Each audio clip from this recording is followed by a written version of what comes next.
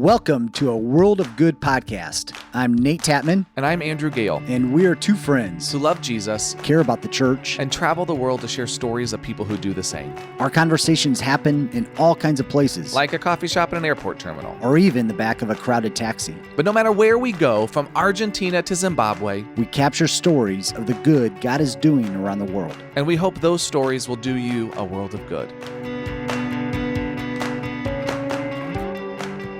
Welcome to a World of Good podcast. My name is Nate Tatman. I'm here with my co-host Andrew Gale, and we have a special guest with us today, Josh Weiger, and we will introduce Josh here in a second. But Andrew, we're in the same room together. I know this is a crazy experience to actually be sitting across the table from you, appropriately distanced, but across the table from you in order to actually do a podcast. It's been a long time since we've done this. Yeah, and we're here in the Church of God Ministries office. You're not necessarily in a corner office, but you have a lot of windows, and we get to see all the snow outside, this beautiful winter weather here in Northeast Indiana. I know, and normally we'd Actually, we're not in Northeast Indiana. You're not north. You're in central Indiana. Yeah, I drove down Know where here. you are. But I was going to say, normally we wouldn't be able to record in my office because there would be interruptions and other things going on, but we're still at work from home, so it's either you have interruptions in my office when people are here, or it would be my kids interrupting us at home. So it's great that we can be here in the office and have a conversation and drink some delicious Tanzanian coffee together. Yeah, thank you for forcing me to drink out of a Kansas mug. Well, you need to drink. Everybody needs a chance to be reminded of the most important place on earth. Talking about location and where you are, you should know more about Kansas, probably. I should know more about Kansas. You should. Knowing about Kansas is important for everybody. Let's move on. I'm so excited for our conversation we're going to have today, mostly because this is a kind of a work in progress. This is a new thing for us to do these kind of 3-episode series. And I know you're going to remind people kind of why we've done that. But before we do, for those that don't know, that want to know, you can always sign up to get these new episodes in your email inbox. We'd love for you to connect with us that way. We have a website where you can learn more information about the podcast, www.chogglobal.org/a-world-of-good, and you can actually sign up for those emails there. We also post things on our Global Strategy Facebook page. Make sure you follow us. We have an Instagram account. You can search for A World of Good Podcast. We have a Twitter account where Nate does a great job of giving us new articles to read that are just really exciting and fun to connect in with. So, and that's A World of Good Pod. Make sure you connect with us on social media. We love the opportunity we have to have conversations about what God's doing around the world. But Nate, this is a new thing for us, the way we're doing these kind of 3-episode series. Our first theme is global partnerships. Tell us about what that means. What does that look like in terms of how we're approaching these 3 episodes? Yeah, so today's episode is actually the final episode of this 3-part series. The first part, we spoke with Alan McDonald, and we kind of looked at the big picture of global partners and what that means, what that looks like. Alan has extensive experience as missions pastor, missionary, working in many different cross-cultural contexts. And then the second part, we spoke with Samir Salibi from Paris, France, and we wanted to get a practical kind of boots on the ground. What does a global partnership look like from abroad, if you will? So in this third episode, we want to have a further conversation about this global partnership topic. Yeah, so if you haven't listened to the first 2 episodes, you can definitely still follow along with this conversation. But I'll tell you that the conversation we're going to have will be much richer and much deeper if you've taken the time to listen to Alan, the podcast with Alan and the podcast with Samir. And they're just fantastic conversations overall, and I hope you will engage with those. But today we invited a guest host with us to be in conversation. As we said, Josh Weiger. Josh works here with us at Global Strategy, helping to coordinate our donor relations team and works with our projects globally. And Josh has an experience being a missionary on the ground in Germany. He's experienced being a pastor and now is working with our projects. And so brings all 3 of those different areas of expertise into this conversation. And we just thought he would be an incredible addition to the already brilliance of our co-host, Nate Tatman. a wonderful addition to this conversation as we look at what it means to be in global partnership. So, Josh, welcome. We're so glad to have you here. Thank you, guest host. That sounds really official, you guys. I don't know. I know, guest host. It's fancy. You don't get anything for it. Like, I wish we would do, like, I don't know. I made you a cup of coffee. You can, I guess that's something, but Good cup of coffee, at least. yeah. Yeah, thanks. I appreciate that. He's not drinking out of a Kansas mug either. You did that for him as well. I gave him a global strategy mug. I have limited Kansas experience, but the one Kansas story I do have, we were driving through with our youth group, and we stopped at a Jimmy John's, and we were like, man, Kansas is flat. And the Jimmy John guy said, yeah, we love it too, because when our dog runs away, we can see exactly where he's going for 3 days straight. That's about true. That's about true. It's pretty flat. It is very flat. Unless you get into the Flint Hills, which is a beautiful drive in southern Kansas and southeast Kansas. Beautiful Flint Hills. Love driving that. Different times of the year. Sometimes it's green pastures. You could be in Ireland, or it can be very dry. I mean, it's a beautiful, beautiful sight to see. Did you just compare Kansas to Ireland? Yeah. Well, and it's an easy comparison for someone who's never been there. That was my follow-up question is, have you been to Ireland? I think an on-location podcast recording is probably in your future in Flint Hills in Kansas. That's right. I was driving with a friend. Ireland. I know. I was driving with a friend from Anderson University when we were there at college to visit some friends in Oklahoma City. We drove through Kansas, and I kept talking up the Flint Hills and how wonderful they are, how beautiful they are. And once we got to my house, which is past the Flint Hills, he goes, "Oh, where were they?" And I was like, "Well, we were in them. You didn't see them. You didn't even notice that we'd gone through them." They're beautiful, though. That's awesome. So, Josh, before we jump into the conversation, I want to hear a little about your experience on the field serving. So you globally. So you were a associate pastor with primary work with youth at Park Place here in Anderson for nearly a decade, and then your whole family, you moved to serve in Germany. So tell us about that. What caused that change? Tell us about that call into ministry? Well, thank you guys for this opportunity to be here to have this conversation. I've enjoyed your podcast so far through the first season and now the second season already. Enjoying some of your conversations.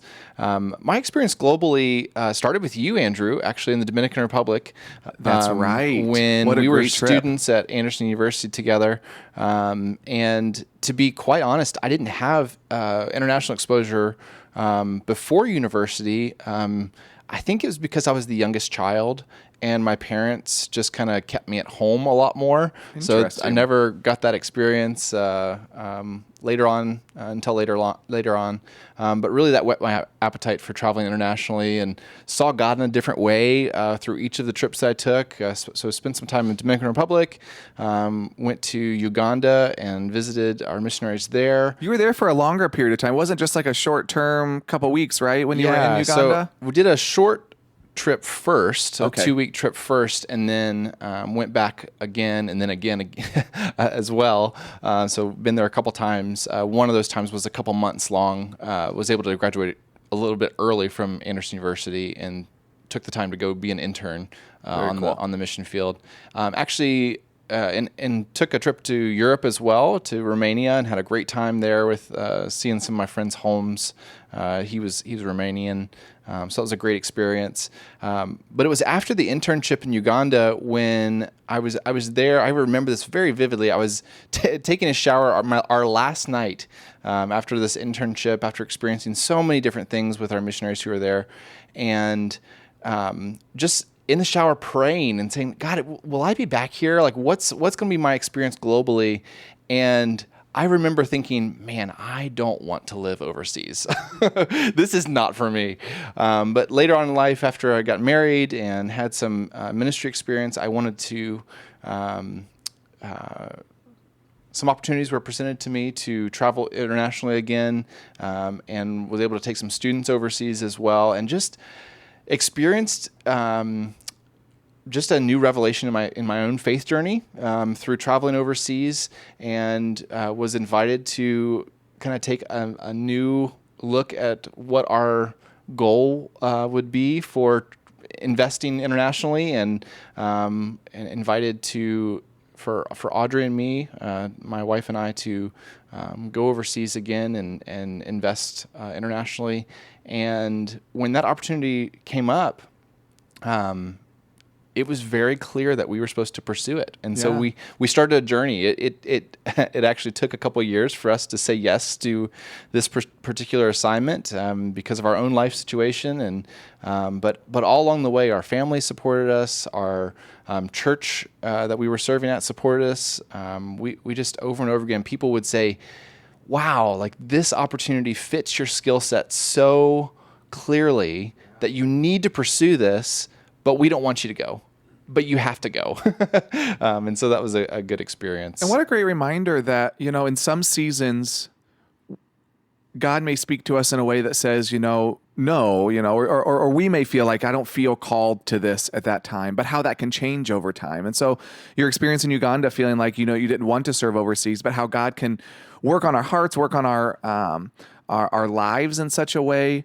And also, I think sometimes we can be trapped in our own minds by what we think missions is, like if our experience is primarily in Uganda or the Dominican Republic, these places that, it's a specific kind of engagement globally. That's very different than the work you were doing with Pink Door in Berlin, but all of those are important pieces of the work the church is doing around the world. They're just very different. And so we have to sometimes need to have it broadened to see the different kinds of opportunities that there are too. Yeah. And I don't know that I would have experienced my work in Europe and the Middle East the same way if I hadn't have had those experiences in Uganda. Oh, interesting. So my faith development, my faith journey really had a huge part for a specific time as this. I mean, I've heard that phrase a lot in church communities, but that was very true for our journey. Even when we were living in Europe and the Middle East, in Berlin specifically, it was the right time and the right moment to be there. And just kind of thinking through specifically your role here at Global Strategy, you have a very unique perspective of those that you work with under the project's umbrella. You work with national leaders on the ground. You work with missionaries on the ground. And then you also work with U.S. churches, pastors, missions teams, that sort of thing back here in the U.S. as well. Maybe just share briefly about that unique perspective you have and what it's taught you so far. Yeah, definitely. And my experience living overseas and even the trips back in university that I was talking about a minute ago really played into my perspective now, and it has equipped me to better help our short-term missions trips that go from these different churches plug into our projects that are happening internationally. So my role here is projects and donor relations. And so we have around 75 projects that operate in 30 or 35 countries, depending on the month that we're talking about. So my role here is to work with these projects to help them better tell their story, and it's a joy to be able to serve the local church globally in that way with projects. So we work very closely with our missionaries and our regional coordinators. Their relationships are just so essential. I cannot say enough how much the perspective of our missionaries and regional coordinators help us do the work we do with our projects. We couldn't do it without those relationships. And so my job is to help be a bridge in between the churches here in the ground in the United States and our projects globally, to advocate for them, to tell the stories of those projects, but to also help the churches find where their best fit might be to engage globally. And it's such a joy, really such a joy to do. Well, I think that's one of the reasons we thought you'd be such a great addition, a great guest host for us today in this conversation, is because you've experienced this on the ground as a missionary. You now work really and connected with national leaders and churches there. And now you're working on this side of the pond, also thinking about connections with national leaders and missionaries and churches. And so you kind of get the multiple layers of the work that goes into these global partnerships and the multiple layers of both good opportunity, but also the multiple layers of challenges that arise because of that. And so I'm really excited to jump into some of this conversation and process what we've heard from Alan and Samir, but in light of how does the church engage in this? And excited for that conversation. I think one of the things that Alan brought up which I really appreciated him bringing this up, but I think is something that we have to consistently wrestle with, is that every church is different, and so there can't be a one size fits all. I kept trying to corner Alan to get him to give us some one size fits all stuff, because that makes life so much easier. Just give us a bullet point list of exactly what we should do.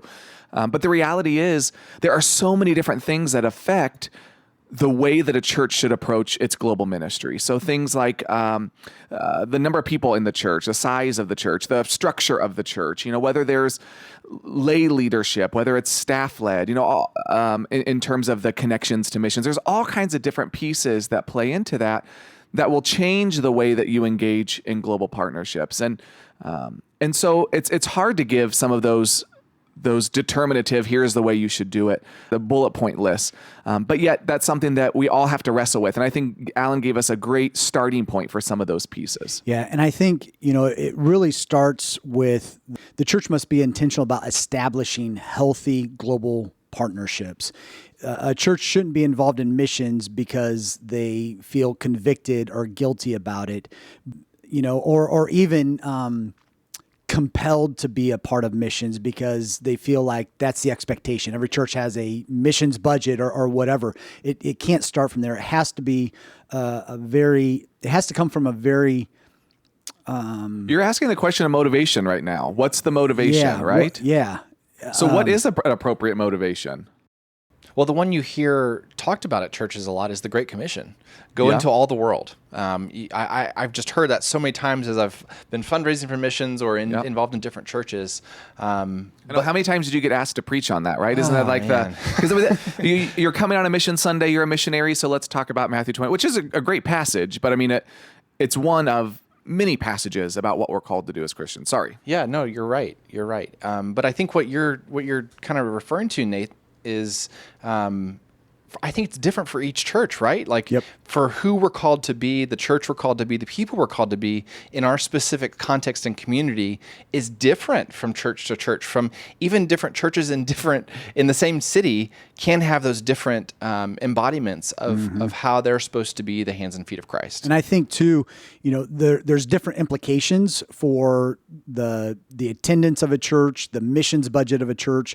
If a church is led by a volunteer missions committee, or if it's led by a missions pastor who's a paid staff, or the children's pastor that also does missions, or the worship. There's so many different ways that churches do that, and there are various implications of all of those variables in terms of how a church can participate globally. But I think at its core is, one, do you have a healthy motivation factor in being a part of missions?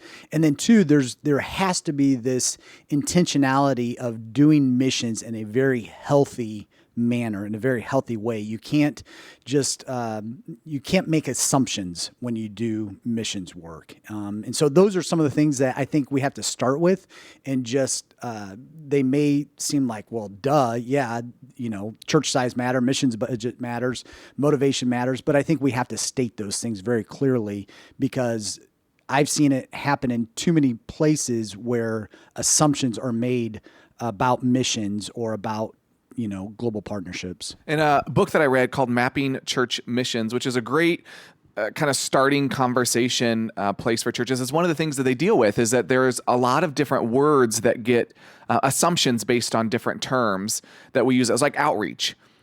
People use the term outreach, but does outreach mean, for some people, that means just local ministry in a community? And sometimes people use the word outreach just in general for missions, or, how much risk is involved in the missions we're doing? What do we mean when we talk about risk? Or, the difference between aid and evangelism. All of those are important things that people that are passionate about missions may come in with very different perspectives on what those terms mean. So we have to even start by defining the terms and understanding who we are. I think that's one of the things that I wrestle with is that churches, in their excitement, in our excitement to engage, we jump very quickly to the where can we go and where can we serve, and sometimes miss out on the opportunity of understanding ourselves and our community before we go out and engage.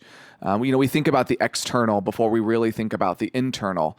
And Alan started, he kind of started his whole conversation by saying that a church has to know what they're committed to, what their motivations are, and what God has called them to. And that doesn't have anything to do with the partners that you choose necessarily, but it's an important starting point because we have to understand even our location, our social location, but also our location as a community. Are we a community that for years we have partnered in a way that we engage with schools and mentoring and tutoring? Well, then maybe that will actually inform the way we think about the work we're doing globally. But until we take the time to really get to know who we are and understand that, I think we can be short-sighted. And without that careful analysis, it's tedious. It takes time. But without that careful analysis, we can jump into making decisions globally that don't really reflect who we are as a body. I think one of the phrases that I always used when I was a missions pastor was the work that we did globally is an extension of who we are. And that speaks exactly to what you're saying is first for the church to know who they are, the ministry, the gifts, the skills, the talents of being the body of Christ in your local community.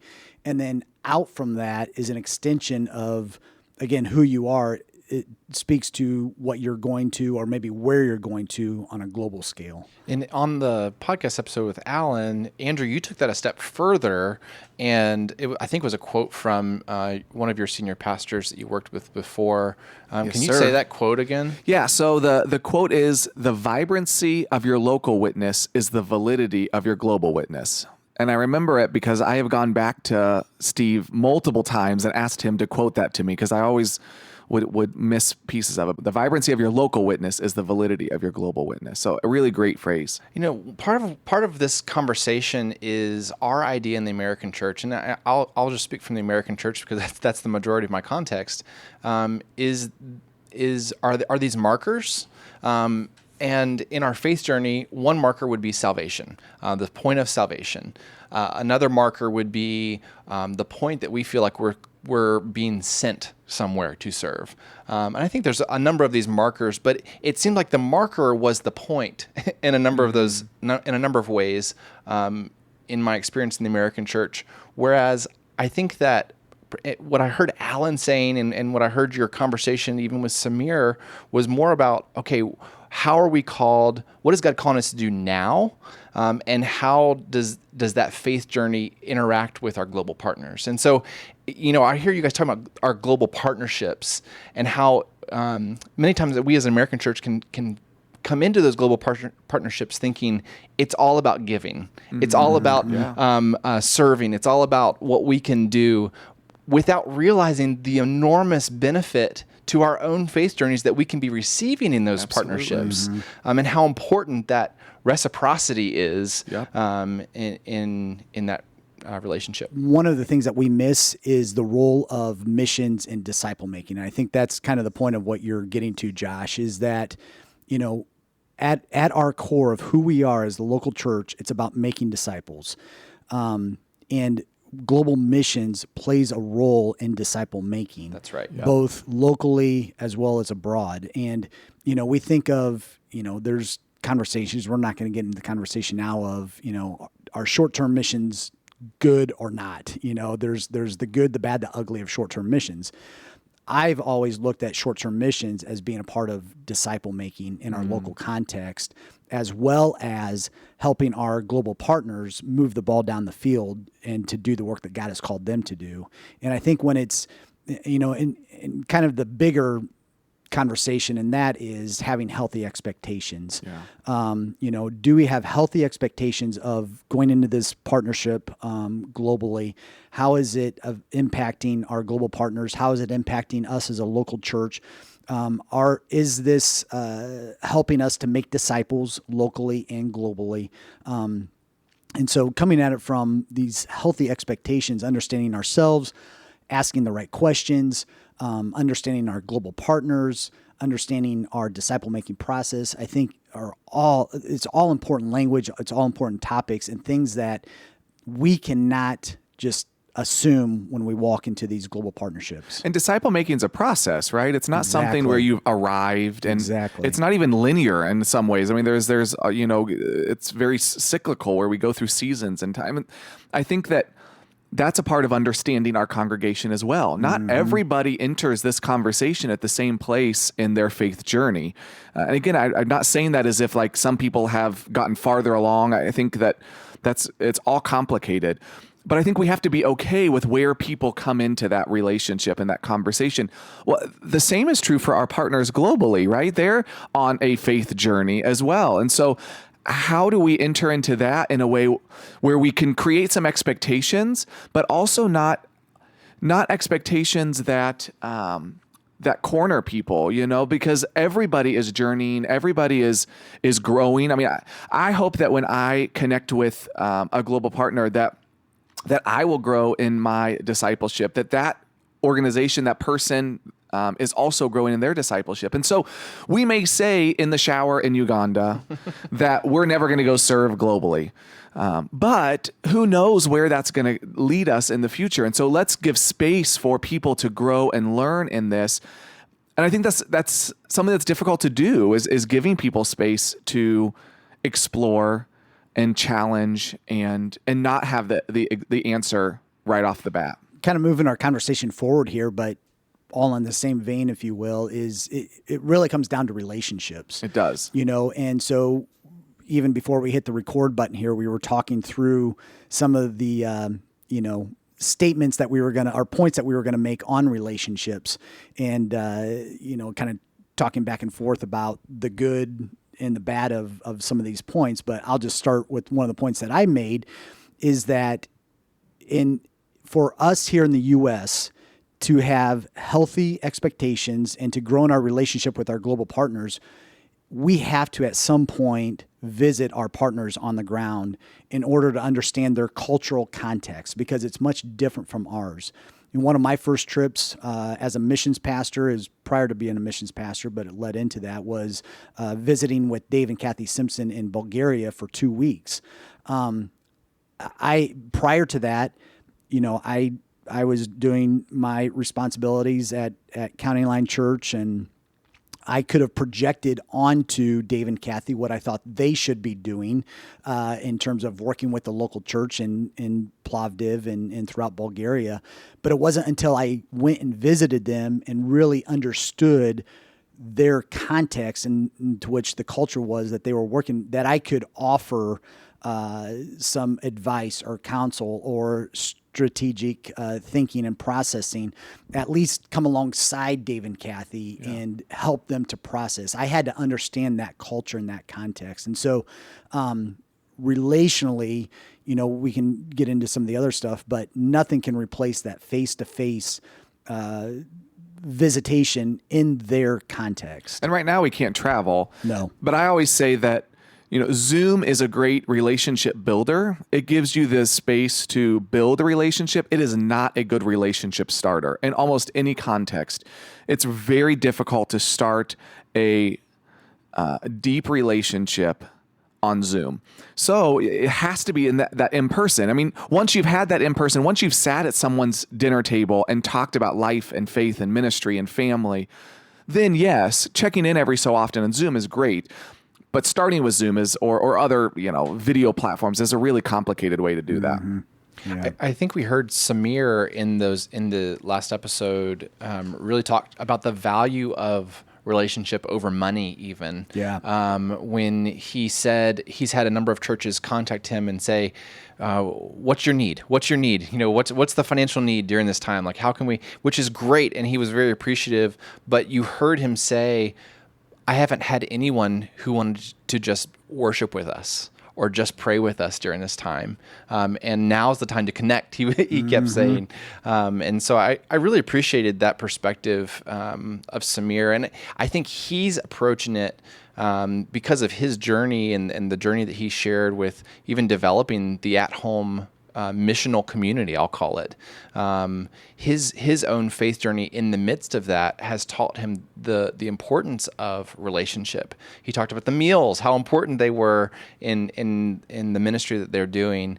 And so, yeah, you're right. Like the visiting, how for us, the context of seeing at home at work, to seeing the actual community, seeing the faces, hearing the stories was so important to the broader context. But then we say like the size of the church, right? Like if you're a church of 500, 1,000, 3,000, you may be able to budget to send somebody to go visit. But what happens when you're a church of 150, Nate? Like what does that look like? Yeah, so my advice to a church, to smaller, medium-sized churches is one, and again, who am I to give permission? But I will give you permission to put that into your missions budget. I think,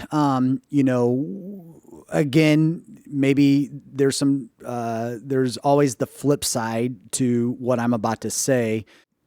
I've used a wide net, if you will, of things that I would put under missions or missions budget.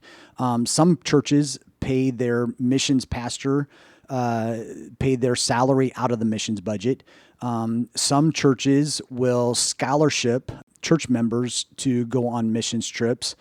Some churches will pay for scout trips and different things like that to be put into their missions budget.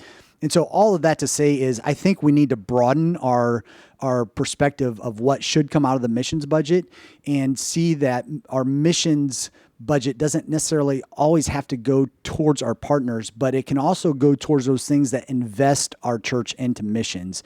And I would fight for this idea that a pastor or lay leaders going into the cultural context of their missionaries, their global partners, is well worth it to be put into their missions budget. I totally agree. I think that we did that when I was a missions pastor. It's always a balance, though, right? Because if you have a $10,000 budget and $8,000 of those dollars is going to send people to visit partners and only $2,000 is support your partner, then you have to start asking the question, like, are we being that a good? So I think are we being good stewards of the money that God has given us? And what you're saying is we can think broader about what it means to connect. Yeah. What does that mean to be good stewards?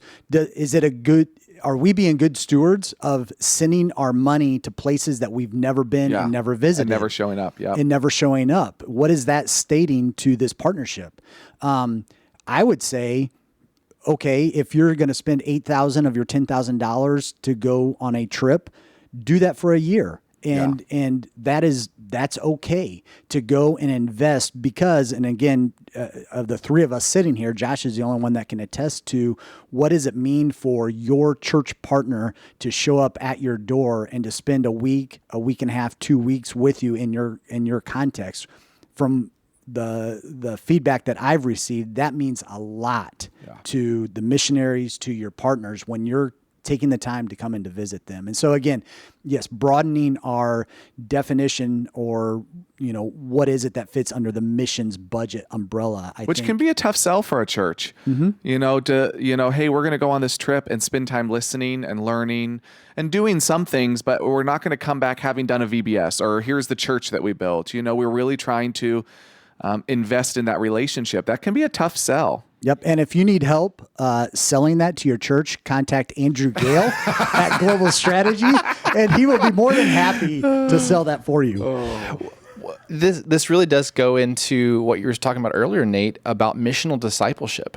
This is the money to go on a trip is an investment in the person and in their faith journey. It really is an investment in that way, but it's also an investment in the people resources of your congregation, because it's those same people who go on those missions trip who get fired up about what the works that's going on there. They're then your advocates, absolutely, for your global partnerships back in your home church. And who knows, this might awaken something within them that enables them to do outreach in their local context. And again, that speaks to the partnership idea of your global partners influencing who you are and your yes in your community as you're saying yes globally. And I can't stress how important our missionaries are on the ground of helping us think through some of this. Because the other place I go to is I get really concerned for the Samirs and their families, because one of the things that was most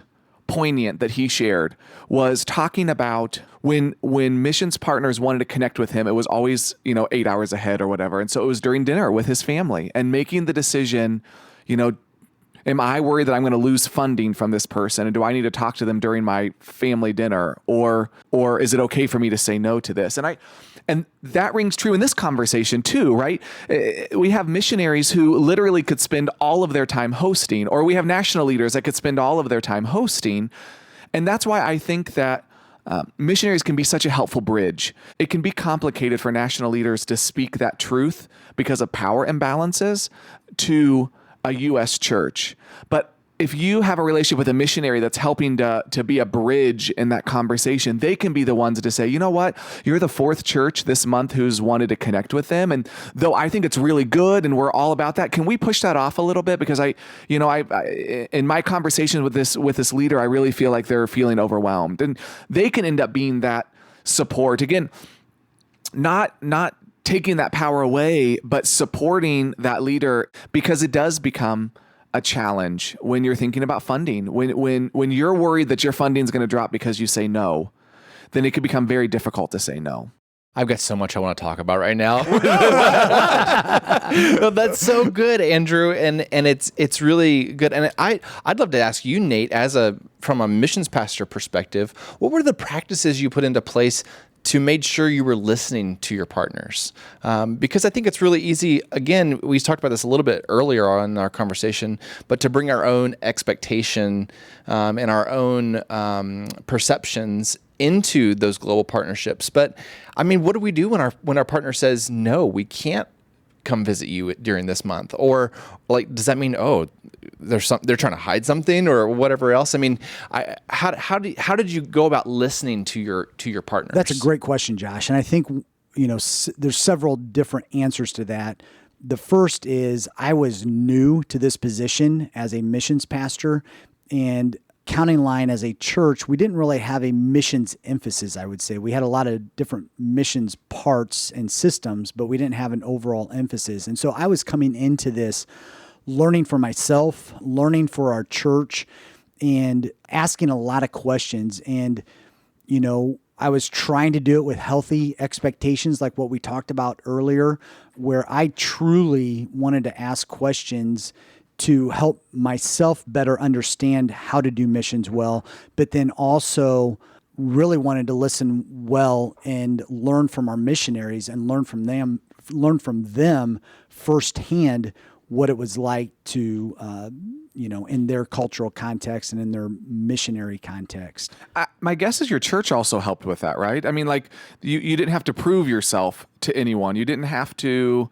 I think the church's expectations, like your home, like County Line's expectations on you for what this would look like, would also affect your ability to have a learning posture, right? Yeah, and as I said, we didn't really have a missions emphasis. We had a missions committee, we had a missions budget, but I wouldn't say that we were intentional about missions. And so really, I had the opportunity to work from scratch and to create a better missions giving, missions partnering culture at County Line. And so that really played into what I think and would like to think of, not myself, but as a church, where we stepped into that and we emphasized a healthy missions perspective that really did center around global partnerships. And I think that learning posture is so important,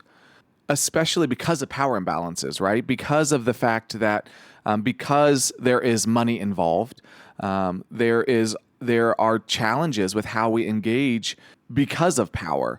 Samir talked about learning English, right? And I thought that was really fascinating, that's a real reality, that we expect people to come to our language to do partnerships, right? And again, there's not to say there's nothing wrong with that, because I do think learning another language, that's a huge part of this. And all three of us have had to spend time learning other languages. So I do think that's important. But for a church, a small church, they may not have a lot of extra linguistic ability. So you have to recognize that when you're expecting someone to come to your language, you're already setting the power dynamics up differently. When you're the one that's giving funds, like all of these are positions of power that if you don't come with a learning posture, it could be very it complicates the relationship significantly. And we're talking about things that take time. Like we heard Alan say this, and I think I heard you say this, Nate, in the podcast with him. Building partnerships takes time. Leading with relationship over money takes time, but that's what's most sustainable in the long term.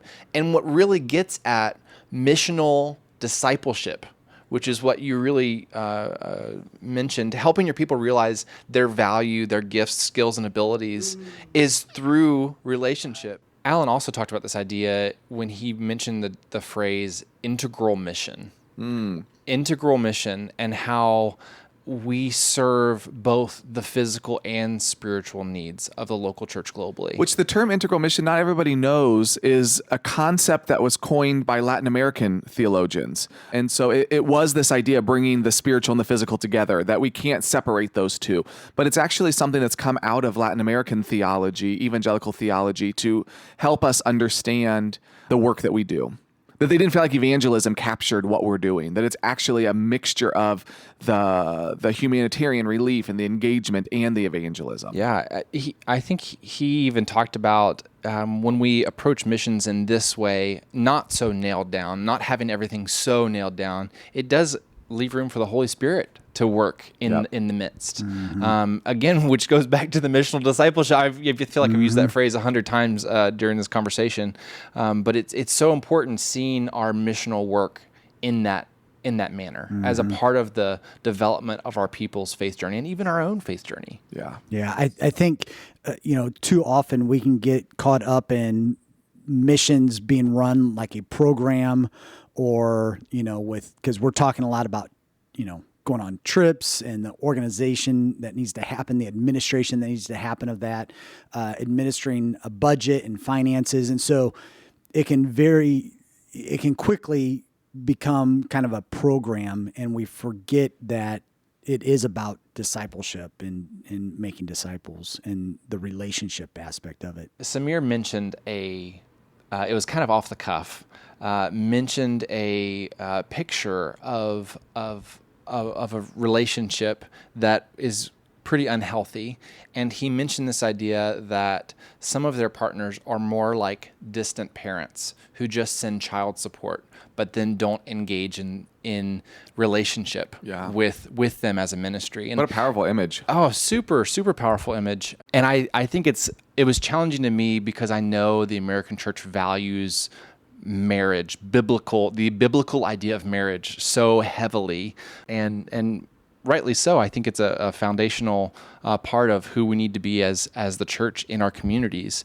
But even in our missional engagement, thinking about that in terms of family relationship and how we don't need to just be a family member sending support and not actually engaged, but how it does impact the power dynamics that are at play. Yeah, absolutely. I thought that was a really interesting concept. I always want to be cautious when we have parent and child images, because I think that it can continue to breed in us as Americans this idea that we're in charge. But that idea of being a distant relative and not engaging relationally, but just sending birthday cards. I mean, that idea I think is really powerful and challenging, and I think it's something we have to wrestle with and think through. There's a important idea in the book When Helping Hurts about we need the participation of the people that are engaged in this, the people that we're serving, to be a part of the process of making those decisions. So participation is not just the means to an end, but rather it's a legitimate end in its own right, is one of the comments that's made in When Helping Hurts.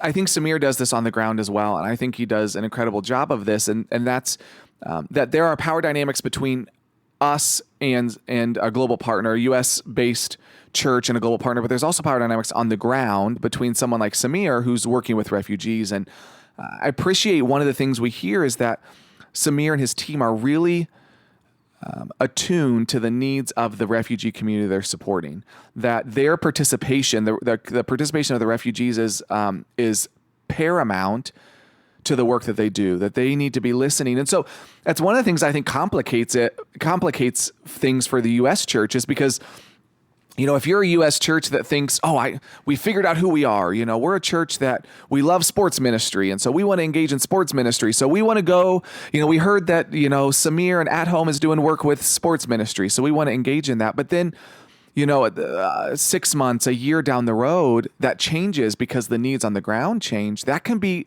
complicating for a U.S. church. And so it's one of the things that makes the work that they're doing so good, right?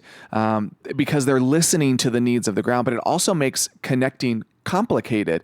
And it's one of the things that I think we have to shift in some ways expectations for what happens on the ground. It needs to connect with what our church wants to engage in, but our relationship needs to be with the leadership. We need to be about supporting the leader on the ground and trusting them to make decisions about what's best for their community. But that's a tough thing to do. Yeah, it's like making the person or the leader the focus instead of making the ministry the focus. This is the big issue I have with the food packing that we see. The food packets become the mission and not the people you're serving and the actual need that we're serving. But that is a great example of what we're actually talking about and the importance of that relationship. Josh, I'm really glad that you brought up integral mission and brought that back to the conversation. I think that anyone listening to this, if you're passionate about missions, you need to go look up integral mission, do some reading. I think you'll find that to be really a valuable conversation. And I think that as churches, we have to wrestle with this relationship of aid and evangelism, and that in the U.S. and in Western culture, we may be able to separate those things intellectually, but the reality is that they're not separated. I love Corbett and Fickert in their book, When Helping Hurts, talk about this. And they say, this is a quote, "The task of God's people is rooted in Christ's mission. Simply stated, Jesus preached the good news of the kingdom in word and in deed. So the church must do the same." I think that's such a great reminder. Like, it is both of those. Jesus did use words to call people to something greater, but he also cared for the person. Bryant Myers also used that same kind of idea in the book, Walking with the Poor. He said that we should be engaging in missions through our life, word, and deed. And I loved those three ideas because I do think it's all of that. And whenever we try to take one out of the equation, it becomes complicated. I mean, that's why I love that Samir, the work that they're doing is through the church. Like, it's not, they could do it as its own separate NGO, that non-governmental organization that works with refugees, but they see the value of those things being integrated. And we heard that in the way he talked about it. And I think that as a church, if we ever lose sight of both of those, then we're going to be heading down a path that doesn't actually look at the whole person. It's only looking at specific aspects of a person. And his story, Samir's story of how they got to where they are now, again, is a clear picture of how they're not dichotomizing their lives. It's not just we're going to do church on Sunday and then go to work on throughout the week. Their church life is fully integrated into their regular life, their normal life. There isn't a dichotomizing there of those two areas and spheres of their life. Part of that's because we don't have a very robust understanding of poverty. We make a decision internally. The way we think about how someone becomes poor is how we feel like we should deal with poverty, right? So if we think that the reason someone's poor is because they don't have education, then we think about education. Right? If we think it's because of oppression of powerful people or governments, and then we want to, use governmental ways of engaging. Or if we think it's the personal sins of someone or a lack of material resources, the way that we define that is the way that we engage in, until we recognize that poverty is, Corbett and Fickert talk about this. It's about relationships and a lack of shalom, or a lack of peace and wholeness. Until we can come to a really fuller understanding of that, I think that we're dealing with symptoms and we're not really dealing with the full person. So that's why I love this idea of integral mission, because it pulls all of that together, that we're looking at the whole person, all of these different aspects of their social, spiritual, physical, emotional life, because at the end of the day, God cares about all of those. And it's really great when we get to be a part of systems that are helping to support people in all of those different aspects. Well, I'll wrap up this conversation by quoting Alan one last time. He made the comment that partnerships are risky, vague, and messy.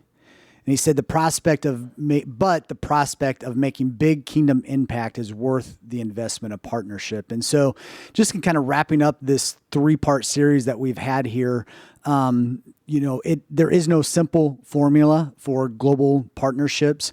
It can be messy sometimes, it can be vague sometimes, and it is risky sometimes. But the results, when done well, are kingdom impact, and we get to be a part of that and to see the kingdom impact that is made. And so hopefully for you listeners, this conversation has helped you lean into global partnerships and asking more questions, better questions, the right questions, instead of stating, wait a minute, this is way too big, way too messy for me, too overwhelming. We're just going to skip the whole thing. Don't do that. Lean into it. Ask the right questions. Learn from others. Go back and listen to these podcasts if you need to. Talk to Andrew Gale. Talk to Josh Weiger. Contact me if you need to. But there are a lot of resources to help you, to help your church, and to help your congregation walk through this. So lean into it. And do it one relationship at a time. There you go. Yep. Well, thank you guys so much. This has been a great conversation. Josh, thanks for joining us. Yes, thank you, Josh. It was a joy. You guys are doing awesome work here. Thanks for listening to A World of Good. A World of Good is a podcast production of Global Strategy and Church of God Ministries. Our theme song is Colorado by Leo Flores. If you want to join the conversation, visit us at Twitter at A World of Good Pod, on Instagram, A World of Good Podcast, or visit our website, chagglobal.org/A World of Good. And join us next time as we share more stories of good from around the world.